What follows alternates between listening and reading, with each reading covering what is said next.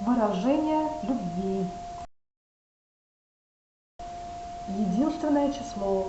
Существительные вместе с притяжательными местоимениями, отвечающими на вопрос «кого?», кімді, «что?». нені, Например, видеть кого? Видеть что?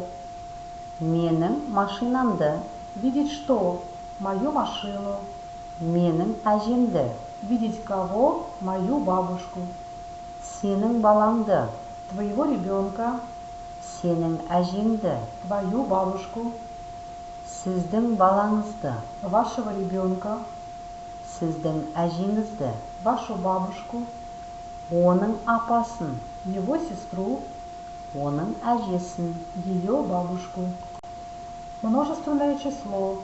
Существительные вместе с притяжательными местоимениями, отвечающими на вопрос «кого?», кімдерді, «что?». нелерді, Например, видеть кого? Видеть что? менің машиналарымды, Видеть что? Мои машины. менің әжелерімді, Видеть кого? Моих бабушек. сенің балаларыңды, Видеть кого? Твоих детей. сенің әжелеріңді, Твоих бабушек.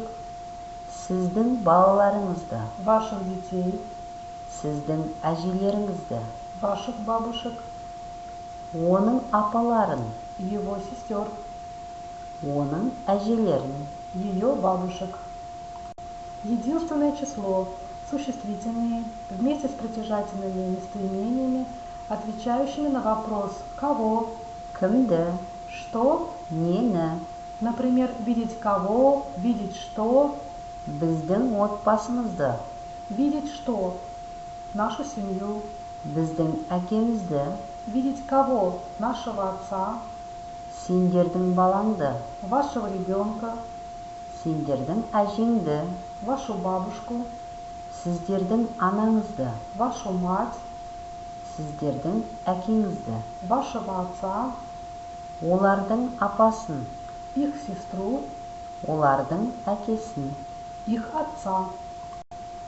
Множественное число. Существительные вместе с притяжательными местоимениями, отвечающими на вопрос «кого?», кімдерді, «что?». нелерді, Например, видеть кого? Видеть что? біздің отбасыларымызды, Видеть что? Наши семьи. біздің әкелерімізді, Видеть кого? Наших отцов. сендердің балаларыңды, Ваших детей. сендердің әжелеріңді, Ваших бабушек. сіздердің аналарыңызды, Ваших матерей. сіздердің әкелеріңізді, Ваших отцов. олардың апаларын, Их сестер. олардың әкелерін. Их отцов. По учебнику выполните задание «Проверь себя», затем письменно 7 заданий и домашнее задание. Также выучите новые казахские слова и выражения по теме «Тема любви в понимании казахов».